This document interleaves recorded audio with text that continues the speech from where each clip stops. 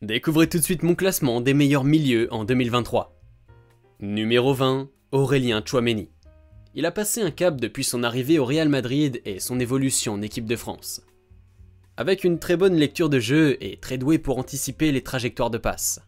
Dans le jeu long et les frappes de loin, c'est de mieux en mieux. Numéro 19, Enzo Fernandez. On peut dire qu'il est rentré dans une autre dimension depuis sa performance au Qatar. L'Argentin rayonne de par ses transversales précises et sa capacité de lecture de jeu. 120 millions d'euros plus tard, le voici titulaire de Chelsea. Avec le temps, il risque d'être encore plus décisif en attaque. Numéro 18, Declan Rice. L'international anglais se distingue comme leader essentiel pour West Ham. En tant que capitaine des Hammers, il se démarque dans de multiples domaines, tels que son jeu de passe précis, sa capacité à éliminer les adversaires en étant dos au but et sa gestion des contre-attaques. Même s'il manque encore un peu d'expérience au niveau européen, il ne va pas rester à West Ham très longtemps. Numéro 17, Marcelo Brozovic. Il incarne parfaitement le rôle de sentinelle. Le vice pour faire les bonnes fautes, une qualité de transmission exceptionnelle, une présence physique marquante et une frappe puissante de loin. Pilier de l'Inter Milan depuis de nombreuses années, le Croate est un leader tactique grâce à son intelligence footballistique remarquable. Numéro 16, Leon Goretzka. Je pense que c'est le milieu de terrain polyvalent que tous les clubs européens rêvent d'avoir. L'Allemand est capable de faire tout sur le terrain. Il excelle dans la percussion, les dribbles, les frappes, le jeu de tête et la récupération. Son physique imposant lui a permis de se faire une place au Bayern Munich, où il se distingue par sa rigueur constante. Numéro 15, Rodri. Parfait pour le style de jeu de Pep Guardiola. Cet international espagnol possède une remarquable capacité d'orientation sur le terrain et est capable de réaliser des frappes de loin exceptionnelles, ce qui est rare pour un joueur à son poste. En tant que sentinelle de Manchester City, il affiche l'un des meilleurs ratios de récupération de la Première Ligue. Numéro 14, Frenkie de Jong. Quand il joue milieu relayeur devant la défense, cet international néerlandais est tout simplement imprenable. Il possède une capacité exceptionnelle à éliminer les adversaires et à faire progresser le jeu en dribblant sur toute la longueur du terrain. Son talent dans les passes est difficile à égaler. Numéro 13, Ravi. C'est sans doute le milieu le plus déterminé au monde. Jamais blessé et toujours prêt à se battre pour chaque ballon, l'Espagnol mérite toutes les éloges.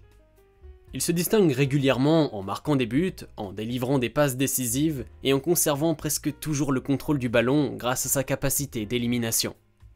Numéro 12, Marco Verratti. Même s'il présente malheureusement deux grands défauts. C'est-à-dire sa fragilité physique et son comportement impulsif qui le pousse souvent à contester les décisions de l'arbitre. L'Italien excelle cependant dans presque tous les aspects du jeu et fait rarement des erreurs dans ses choix. Numéro 11, Federico Valverde. C'est sans doute l'un des milieux de terrain les plus rapides et polyvalents de sa génération. L'Uruguayen a récemment perfectionné ses frappes de loin, souvent redoutables, et prouve qu'il est capable de marquer de n'importe quelle distance. Son dynamisme et ses efforts en milieu de terrain servent d'exemple pour les jeunes du club, et son niveau d'implication est remarquable. Numéro 10, Bruno Fernandes. Pleinement investi dans son rôle de meneur de jeu à Manchester United.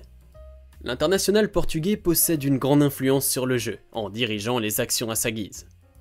Que ce soit dans les corners, les coups francs ou les pénaltys, c'est un véritable expert des coups de pied arrêtés. En plus, dans la surface de réparation, il est rarement maladroit. Numéro 9, Nicolo Barella. L'Italien est sensationnel dans son jeu offensif dans les 30 derniers mètres adverses. Il excelle dans la distribution de bons ballons, les dribbles pour échapper au pressing et sait choisir le bon moment pour frapper. En termes d'engagement, il ne renonce jamais et donne toujours le meilleur de lui-même. Numéro 8, Thomas Partey. Il a franchi un cap au cours de la dernière saison. L'international ghanéen s'est imposé comme une référence incontournable en tant que pure sentinelle.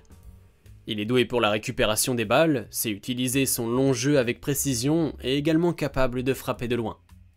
Ses transmissions sont d'une grande qualité et il commet très peu d'erreurs dans ce domaine. Numéro 7, Pedri González. À seulement 21 ans, il est vraiment exceptionnel. L'Espagnol possède une vision de jeu remarquable et est capable de faire la différence grâce à ses dribbles, ses contrôles de balles précis et sa qualité de transmission dans les 30 derniers mètres. Que ce soit par des passes en profondeur ou des gestes techniques élégants, il apporte une réelle valeur ajoutée. Même sous la pression, Pedri reste extrêmement efficace. De plus, on découvre chez lui une qualité de finition impressionnante. Numéro 6, Luka Modric. Étant indéniablement l'une des plus grandes références des milieux de terrain, il maintient des performances incroyables malgré son âge. Le Croate est un véritable maître de l'utilisation des extérieurs du pied, des orientations de jeu et des éliminations sur une prise d'appui. Il est extrêmement difficile de lui trouver un défaut, étant donné que son endurance et son volume de jeu restent sensationnels. Numéro 5, Casemiro. Il a réussi à démontrer un impact encore plus précieux depuis son arrivée à Manchester United. Le Brésilien excelle pour s'imposer face aux attaquants adverses grâce à son physique. Le milieu des Red Devils est peut-être le meilleur du monde dans l'exécution de transversales précises vers l'aile opposée. Le club anglais a acquis un leader complet dans tous les domaines du jeu. Numéro 4, Jude Bellingham. C'est une référence incontournable aux yeux de nombreux experts et clubs à travers l'Europe. Il est l'une des principales raisons pour lesquelles beaucoup suivent de près les performances du Borussia Dortmund. L'Anglais possède des qualités impressionnantes. Une endurance remarquable, une précision redoutable dans son pressing, une grande qualité de récupération, une excellente maîtrise du jeu de tête et une énorme puissance de frappe. À seulement 19 ans, Bellingham est déjà essentiel pour le BVB. Numéro 3, Martin Odegaard. Lui aussi a clairement franchi un cap ces derniers mois. En termes de technique pure et d'orientation de jeu, le Norvégien commet très peu d'erreurs. Son sang-froid dans les 30 derniers mètres adverses lui permet régulièrement de marquer des buts et de délivrer des passes décisives. Il excelle également dans l'exécution des coups de pied arrêtés et des pénaltys. Numéro 2, Joshua Kimmich. Considéré comme le meilleur milieu défensif du monde. Il excelle dans tous les aspects du jeu.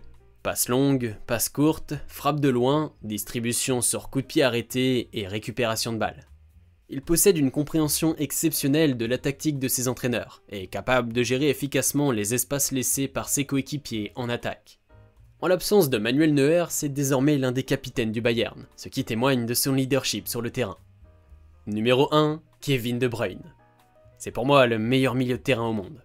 L'international belge a évolué dans de nombreux aspects de son jeu avec Pep Guardiola et détient le meilleur ratio de passes décisives, de passes clés et d'orientation de jeu en première ligue. En plus de ça, il est également réputé comme étant le meilleur tireur de coups francs en Angleterre, potentiellement le meilleur tireur de penalty, et excelle dans les frappes de loin depuis une décennie. N'hésitez pas à donner votre classement pour nous dire qui sont les meilleurs milieux de terrain. Et à bientôt pour de nouvelles vidéos sur le football.